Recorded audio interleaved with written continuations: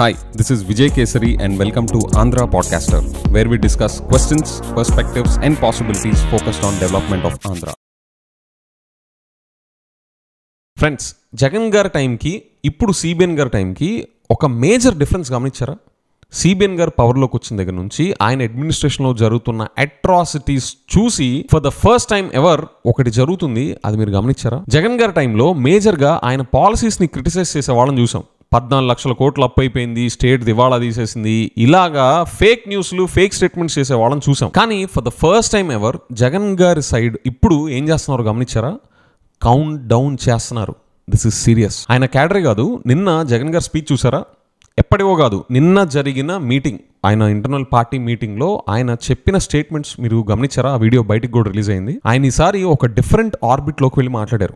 ఆయన వర్డ్స్ని, ఆయన వాయిస్ని మీరు గమనిస్తే ఆ డిఫరెన్స్ మీకు తెలుస్తుంది. This is not his usual style. ఈ ఎపిసోడ్లో ఆయన ఏం మాట్లాడారు, ఆయన వాయిస్లో ఆ చేంజ్ ఏంటి, ఆ చేంజ్ రావడానికి కారణం ఏంటి, అండ్ ఫైనల్గా నేను మీ అందరికీ ఒక క్వశ్చన్ ప్రజెంట్ చేస్తాను. నాకు జగన్ గారు లాస్ట్ రెజీమ్లో ఆయన పాలసీస్ నాకు కమ్యూనికేట్ అయినంత వరకు యాజ్ అ కామన్ మ్యాన్ నేను ఆయన పాలసీస్ అన్నిటికీ పెద్ద ఫ్యాన్ కాదు. ఆయన తీసుకొచ్చిన ఎక్సెసివ్ వెల్ఫేరిజం, ఎక్సెసివ్ ఫ్రీబీస్ అవేమీ నాకు నచ్చలా. నేను ఆయన టైంలోనే బోలెడని ఎపిసోడ్స్ చేశాను. అండ్ ఎవరు కూడా 100% పర్ఫెక్ట్ కాదు. మంచి ఉంటుంది, ఒక మనిషిలో చెడు ఉంటుంది, సక్సెస్ ఉంటుంది, ఫెయిల్యూర్స్ ఉంటాయి. ఒక person as a personality is a mix of this entire package. నాకు యాజ్ అ కామన్ పర్సన్ వాళ్ళు కమ్యూనికేట్ చేసిన దాంట్లో ఎక్సెసివ్ వెల్ఫేరిజం, ఎక్సెసివ్ ఫ్రీబీస్ అనేది I was not a big fan. అలానే నాకు జగన్ గారి టైంలో నచ్చిన విషయం కూడా ఒకటి ఉంది. His commitment to manifesto. Compared to YSR garu, also his commitment to manifesto is unprecedented. Don't get me wrong about YSR garu. Aarogyasri అని, ఫీ రియంబర్స్మెంట్ అని, 108 అని, ఇలాంటి ఫ్లాగ్షిప్ ప్రోగ్రామ్స్ అనేవి అన్ప్రెసిడెంటెడ్. ఆయన మేనిఫెస్టోలో రైతు రుణమాఫీ చేస్తా ఆయన కమిట్మెంట్ నిలబెట్టుకున్నారు. నో డౌట్ చీటింగ్ చేసి గెలవడం ఇలాంటివి కాకుండా స్ట్రైట్ ఫార్వర్డ్ గా పబ్లిక్ కి డెలివర్ చేశారు. ఆయన టైం దాకా హీఈస్ అన్ అచీవర్, నో డౌట్. ఆయనకు మించి జగన్ గారు commitment to manifesto is on another level all together. అలాంటి వ్యక్తి నోట్లో నుంచి ఇప్పుడు ఒక కమిట్మెంట్ చాలా లౌడ్ అండ్ క్లియర్ గా బయటకు వస్తుంది. That caught my attention. నిన్నటి క్లిప్పింగ్ చూపిస్తాను చూడండి. నిన్నటి దాకా జగన్ గారు మాట్లాడిన స్పీచెస్ దానికిను నిన్న మాట్లాడిన దానికి డిఫరెన్స్ ఒకసారి గమనించండి. ఈ పెద్ద మనిషి అన్ని రకాలుగా కూడా వ్యవస్థలన్నీ నాశనం చేశాడు. ఇచ్చిన హామీలు ఏవి కూడా నిలబెట్టుకునే పరిస్థితిలో లేక ఈ పెద్ద మనిషి ప్రతిదీ కూడా ప్రజలను వెన్నుపోటు పొడిచే కార్యక్రమే చేస్తూ ఉన్నప్పుడు ఆ టాపిక్ నుంచి ప్రజలను డైవర్ట్ చేసేందుకు ఏ ఒక్కరూ కూడా ఆయనను ప్రశ్నించే స్వరం వినపడకుండా చేసేందుకు ఈ పెద్ద మనిషి చేస్తూ ఉన్న పాలన భయానక పాలన సృష్టించడం.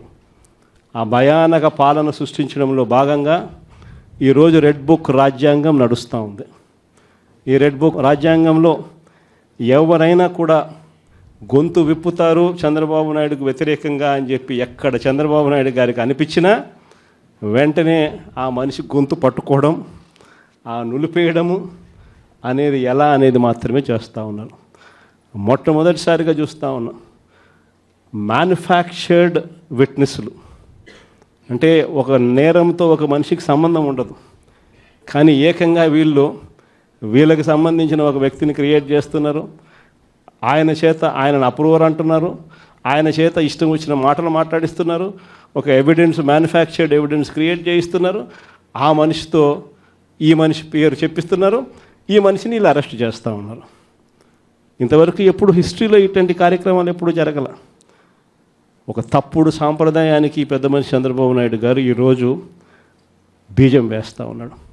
ప్రతి నియోజకవర్గంలో కూడా పాత కేసులు ఏమేమి ఉన్నాయని చెప్పి తవ్వుతున్నారు. ఆయన పాత కేసులలో ఇప్పుడు మన ఎమ్మెల్యే క్యాండిడేట్లను ఎలా ఇరికించాలి అని చెప్పి, ఆ కేసుల్లో ఎలా ఇరికించాలి అని చెప్పి ఇప్పుడు చూస్తూ ఉన్నారు. ఏ తప్పు జరగకపోయినా కూడా యాక్టివ్గా ఎవడైనా కార్పొరేటర్ ఉన్నా, ఎవడైనా ఎంపీటీసీ ఉన్నా, ఎవడైనా జెడ్పీటీసీ ఉన్నా, లేకపోతే ఎవరైనా లీడర్ ఉన్నా సరే విజిలెన్స్లో ఎలా ఇరికించాలా, తప్పుడు కేసు ఎలా పెట్టించాలా అనే సంస్కృతితోనే ఈరోజు పాలన సాగుతూ ఉంది. నేను ఒకటి చెప్తా ఉన్నా, ఈరోజు కష్టంలో ఉన్న వైఎస్ఆర్సీపీ అన్నదమ్ములను నేను ఈరోజు చూస్తూ ఉన్నా. నేను మీ అందరికీ ఒకటే చెప్తా ఉన్నా, మీ అన్నగా, మీ తమ్ముడిగా, మీ బిడ్డగా ఒకటి చెప్తా ఉన్నా. నెక్స్ట్ వచ్చే జగన్ 2.0లో పరిస్థితి ఈ మాదిరిగా ఉండదు. ఈరోజు ప్రతి కార్యకర్త కష్టాన్ని చూస్తూ ఉన్నా కాబట్టి చెప్తా ఉన్నా. ఇంతకుముందు మన హయాంలో మనం వచ్చే టయానికే కోవిడ్ మహమ్మారి మధ్యలో 2019 జూన్లో మనం ప్రమాణ స్వీకారం చేశాం. ఆ తర్వాత ఆ మార్చిలోనే ముగియక మునిపే ఒక సంవత్సరం కూడా సరిగ్గా ముగియక మునిపే 2020 మార్చి వచ్చేసరికి వెంటనే కోవిడ్ వచ్చింది. ఆ తర్వాత 2 సంవత్సరాలు కోవిడ్తో మనం యుద్ధం చేయాల్సిన పరిస్థితుల మధ్య మన పాలన సాగింది. బహుశా కార్యకర్తలకు అనుకున్న మేరకు బహుశా నేను చేయలేకపోయి ఉండొచ్చు. కానీ ఇవాళ ఒకటే చెప్తా ఉన్నా, ఈరోజు ఈ కష్టాన్ని చూసిన వ్యక్తిగా చెప్తా ఉన్నా, రేపొద్దున ఇలా ఉండదు. రేపొద్దున జరిగే ప్రతి విషయంలోనూ వైఎస్ఆర్సీపీకి కార్యకర్తే నెంబర్ 1గా ఉంటాడని మాత్రం ఖచ్చితంగా చెప్తా ఉన్నా. ప్రతి కార్యకర్తకు నేను ఒకటే చెప్తా ఉన్నా, ఎవడెవడైతే మీకు అన్యాయం చేశాడో పర్వాలా, అన్యాయం చేయండి, చేయించుకుంటాం, టైం మీది, కానియండి, కొట్టండి అని చెప్పండి. ఆడు ఎవడు ఏం చేస్తా ఉన్నాడో పేరు రాసుకోండి. రెడ్ బుక్ అని నేను చెప్పను, కానీ పేరైతే రాసుకోండి. మీరు ఏ బుక్లో రాసుకున్నా పర్వాలా, పేరైతే మీరు రాసుకోండి.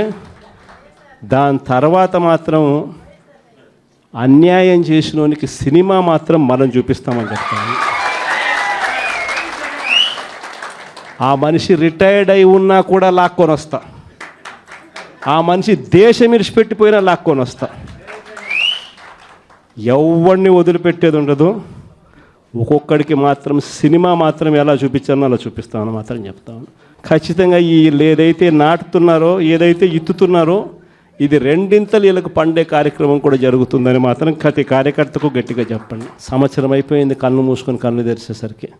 ఇక కళ్ళు మూసుకొని కళ్ళు తెరిచేసరికి మరో 3 సంవత్సరాలు కూడా అయిపోతే దాని తర్వాత మాత్రం వచ్చేది మన ప్రభుత్వమే. చూసారా, పాలసీస్ మీద డిబేట్, డేటా బేస్ చేసుకొని ఒకళ్ళ మీద ఒకళ్ళు ఇంటెన్స్గా డిబేట్ చేసుకోవాల్సింది పోయి, రెడ్ బుక్ అని ఒకవైపు నుంచి వస్తే ఏ బుక్ అయినా పర్లేదు, పేర్లు అయితే రాసి పెట్టుకోండి అని చెప్పి జగన్ గారు కమిట్మెంట్ ఇస్తున్నారు. ఈయన ఒకసారి కమిట్మెంట్ ఇస్తే మేనిఫెస్టోకి ఎంత కమిటెడ్గా ఉంటారో అని చూసాం.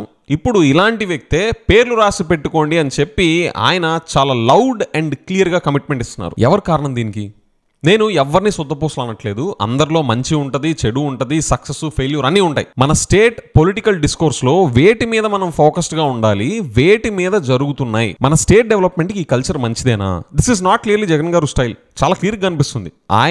ఆయన మార్క్ని ఆయన ఉంచుకుంటా ఒక కొత్త డైమెన్షన్ని ఆయన బిల్డ్ చేసుకుంటున్నారు. దీనికి కారణం ఎవరు? సిబిఎన్ గారేమో విజనరీ అంటారు, ఆయన సన్ లోకేష్ గారేమో స్టాన్ఫర్డ్ లో చదువుకుని వచ్చారు, ఆయన రెడ్ బుక్ అంటారు. జగన్ గారు ఈయన మెటిక్యులస్ గా డేటా బేస్డ్ గా ఉండే మనిషి, ఈయన ఏ బుక్ అయినా పర్లేదు, పేర్లు రాసి పెట్టుకోండి అని చెప్పి ఈయన అంటున్నారు. దీనికి కారణం ఎవరో చెప్పండి? మనమే దీనికి కారణం. ఒక డేటా బేస్డ్ అప్రోచ్ లేకుండా, సైంటిఫిక్ టెంపర్ లేకుండా ఏ పొలిటీషియన్ వచ్చి ఏది చెప్తే అది తానా అంటే తందానా అనే మనలాంటి వాళ్ళు ఉన్నంత వరకు మన స్టేట్ పొలిటికల్ డిస్కోర్స్లో ఎలాంటి వాటి మీద డిబేట్స్, డిస్కషన్స్ జరుగుతున్నాయి చూడండి. Just Zoom out for bit. Visionary అని చెప్పి 40+ years ఎక్స్పీరియన్స్ అని చెప్పి సిబిఎన్ గారు, స్టాన్ఫర్డ్లో చదువుకొని వచ్చిన లోకేష్ గారు, ఇలాగా ప్రూవన్ ఆంటర్ప్రనోర్గా సక్సెస్ఫుల్ ట్రాక్ రికార్డ్ పెట్టుకొని ఈయన మెటిక్యులస్గా డేటా బేస్డ్గా ఉండే అపోజిషన్ ఫేస్ జగన్ గారు, వీళ్ళందరినీ పెట్టుకొని పొలిటికల్ ల్యాండ్స్కేప్ ఆంధ్రాలో ఎంత కన్స్ట్రక్టివ్గా ఇంటెన్స్ అండ్ హెల్దీ డిబేట్ జరగాలి. కానీ ఏం మాట్లాడుకుంటున్నారు? సారీ సార్ పవన్ కళ్యాణ్ గారు, మిమ్మల్ని ఇక్కడ కౌంట్ చేసే పరిస్థితి లేదు. I'm only interested in people who are full time focused on state development. మీరు ఎప్పుడు వస్తారో తెలీదు, ఎందుకు వస్తారో తెలీదు, మిగతా టైం అంతా ఎక్కడికి వెళ్ళిపోతారో మాకు తెలీదు. So this leaves me with a big question. ఒక మేనిఫెస్టోకి కమిటెడ్గా ఉండే పర్సన్, డెలివరబుల్స్ మీద ఫోకస్డ్గా ఉండే పర్సన్ జగన్ గారు, ఆయనే స్వయంగా జగన్ 2.0 ఒకటి వస్తుంది, ఏ బుక్ అయినా పర్లేదు, పేర్లు రాసి పెట్టుకోండి అనే పరిస్థితి పట్టడానికి కారణం ఎవరు? నాకైతే ఆన్సర్ తెలుసు. మనం అందరం ఎవరికి వాళ్ళం అద్దంలో చూసుకుంటే చాలు.